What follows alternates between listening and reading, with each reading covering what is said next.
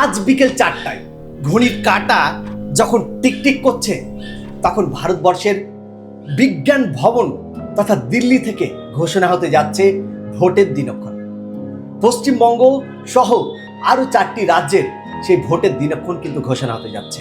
আসাম, কেরালা, পন্ডিচেরি, তামিলনাড়ু এবং পশ্চিমবঙ্গ, এই 5টি রাজ্যের ভোটের দিনক্ষণ আজ 4টের সময় ঘোষণা হতে যাচ্ছে দিল্লির বিজ্ঞান ভবন থেকে ইলেকশন কমিশন মারফত। কিন্তু প্রশ্ন একটাই, এই যে ভোটের উৎসব, এই উৎসব কি সবার জন্য নাকি কিছু মানুষের জন্য? আজকের এই ভোটের দিনক্ষণ ঘোষণা কাল হতে পারে।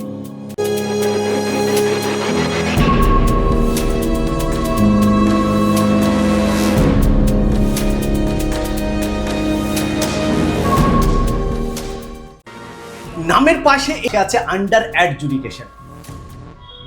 আমি একটি কথা বলতে চাই আপনাদের সামনে, আমাদের যাদের নামের পাশে আন্ডার অ্যাডজুডিকেশন আছে, তারা কি আদৌ ভোট দিতে পাবে, নাকি তারা এই ভোটের যে উৎসব, সেই উৎসব থেকে বাদ পড়ে যাবে?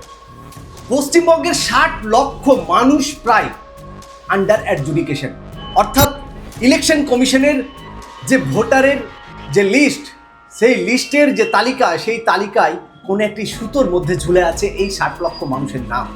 একটি অনিশ্চয়তায় ঝুলছে এই 60 লক্ষ মানুষের নাম। আপনি ভারতীয় নাগরিক, আপনি সব ডকুমেন্টস জমা দিয়েছেন, ভোটার কার্ড দিয়েছেন, আধার কার্ড দিয়েছেন, মাধ্যমিকের সার্টিফিকেট দিয়েছেন, পাসপোর্ট দিয়েছেন, আরও যা যা নথি আপনার কাছে আছে আপনি সব ডকুমেন্টস জমা দিয়েছেন। তারপরেও কেন এই অনিশ্চয়তা? ব্লকে ব্লকে জুডিশিয়াল পার্সনদের নিয়ে চলছে হিয়ারিং। যখন লজিক্যাল ডিসক্রিপেন্সির হিয়ারিং হলো, সেই সময় আমি আমার সব ডকুমেন্টস দিয়ে আমি কিন্তু ভেরিফাই করিয়েছি। তাহলে আজকে আবার এই হিয়ারিং কেন? এই হিয়ারিং করার মানে কি? এবং হিয়ারিং যেখানে চলছে সেখানে কেউ যেতে পারছেন না।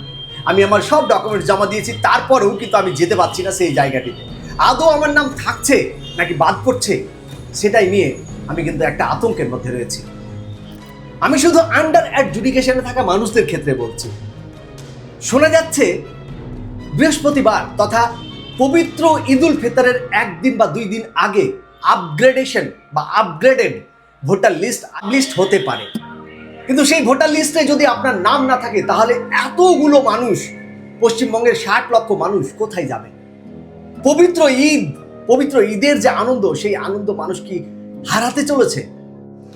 এই 60 লক্ষ মানুষ, তারা কি আদৌ ভোট দিতে পারবে, নাকি উৎসবের যে আলো, সেই আলো থেকে তারা একেবারে বাদ পড়ে যাবে?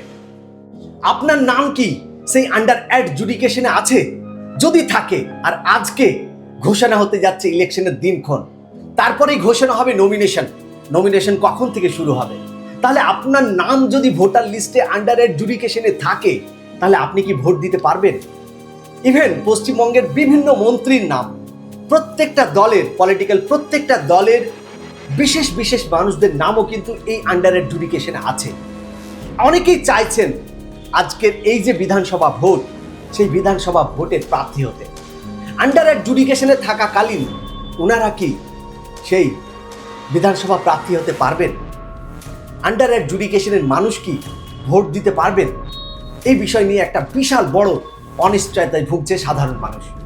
আপনি যদি কিছু বলতে চান, তাহলে অবশ্যই কমেন্ট বক্সে জানান আপনি কি চাইছেন, আপনার বক্তব্য কি এই ভোটার লিস্টকে কেন্দ্র করে। এই SIR এর যে ফাইনাল ভোটার লিস্ট, সেই ফাইনাল ভোটার লিস্টে যাদের নাম আন্ডার অ্যাডজুডিকেশনে আছে, আজকে যে ভোটের দিনক্ষণ ঘোষণা হতে যাচ্ছে বিকেল 4টের সময়, এই বিষয় নিয়ে আপনি কি বলতে চাইছেন অবশ্যই কমেন্ট বক্সে জানান। সাধারণ মানুষ কি হতাশায় ভুগছে, নাকি আপনি কি মনে করছেন অবশ্যই কমেন্ট বক্সে জানাতে ভুলবেন না। এটিকে শেয়ার করুন, আরও যেন মানুষ জানতে পারে আজকে ভোটের দিনক্ষণ ঘোষণা হচ্ছে। পশ্চিমবঙ্গ সহ 5টি রাজ্যে, পশ্চিমবঙ্গ সহ ভারতবর্ষের টোটাল 5টি রাজ্যে ঘোষণা হতে যাচ্ছে আজকে ভোটের দিনক্ষণ।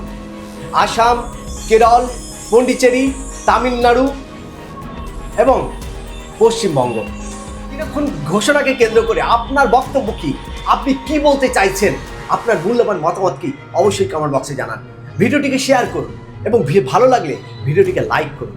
আরও 10 জনকে দেখানোর জন্য ভিডিওটিকে অবশ্যই শেয়ার করুন। আমার এই ভিডিওগুলো ভালো লাগলে অবশ্যই আমার এই চ্যানেলটি ফলো করে সাথে থাকবেন।